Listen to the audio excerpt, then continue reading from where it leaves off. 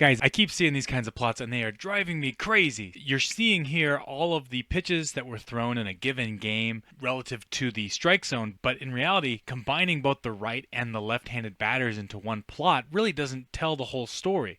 You need to separate them out so that you can see what's really happening. Here's an example from Garrett Cole's July outing against the New York Mets. And you can see here a bunch of sliders that look like they actually almost hit the left-handed batter. And this plot might tell you a little bit about like whether the ball was in the strike zone or not, but for the most part the story is being missed here. He's putting that slider deliberately away from right-handed batters, and you can't see that if you're only looking at a combined plot that shows both lefties and righties in the batter's box at the same time. It's really important to know that most pitchers throw different pitch types to specific hands.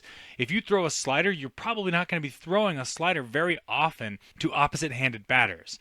So in the instance of a right-handed pitcher like Garrett Cole with a slider, he's going to be throwing that slider more typically to right-handed batters. And he might occasionally throw one in there for a lefty, but for the most part it's a weapon to get right-handed batters out. In the same way his cutter he leans on a lot more against lefties. Different pitches have different functions, and often those functions relate specifically to a handedness. And when you take that out of the equation, it's really hard to know what you're looking at.